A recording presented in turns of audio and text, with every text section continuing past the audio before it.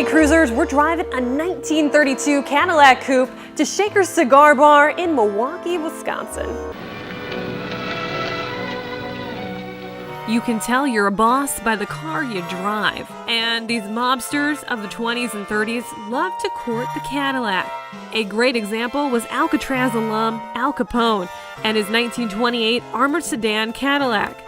This 341A series was packing a V8 engine and a 3-speed manual transmission, but it certainly had unique curb appeal with its inch-thick bulletproof glass.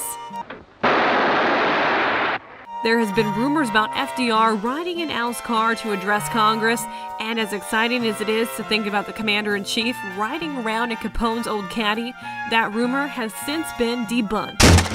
This 355B Cadillac Coupe is post-Capone, but drove home luxury and glamour in the 1930s.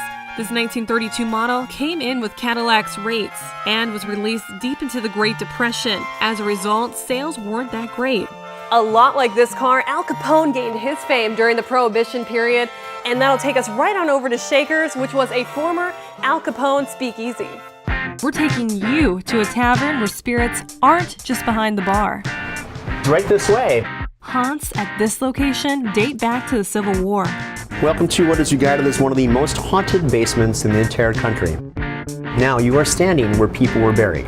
Your tour guide walks you through this paranormal hotspot. Welcome to Shaker's Cigar Bar in Milwaukee, which was owned by infamous mobster Al Capone and his family in the 1920s. In 1924, the Capone family acquired this property. They put something called the ABC Soda Bottling Company in the front of the house, put a fake wall here, put a prohibition bar back here, put brothels on the second and third floor. But this watering hole has a history that goes back long before the Capones. This wonderful property was constructed upon one of the original cemeteries in the state of Wisconsin. A little further back, right about here, is where the ground penetrating radar has identified two virtually intact skeletons. We've long had stories that we have identified the name as being O'Connor, one of the entities that's here, who likes women a lot. Okay. Maybe too much, especially blondes and redheads. And he pulls on them, he tugs on their skirts, he grabs them. We had a tour guide named Kelly, who was the lead tour guide for a while. Kelly had vibrant red hair, gave wonderful tours. So she's down here to tour, 7 o'clock tour, and people walk upstairs and they're talking about her hair getting pulled to the side. So forcefully her hair moves, but they can see not just her hair out, but her head being yanked as well. Yeah, and after hearing that story, I decided when in the basement, it's best to keep your hood up. Up 2 flights of stairs will put you in the brothel, the next phase on the ghost tour. For now, I'm going to take you guys upstairs to meet Molly. The last and most infamous thing that happened in brothels was murder. One of our A-girls here, her name is Molly, who we're about to go meet upstairs. She lost her life to her estranged lover. And if you're ready to throw down the cash, you too can spend the night in the brothel.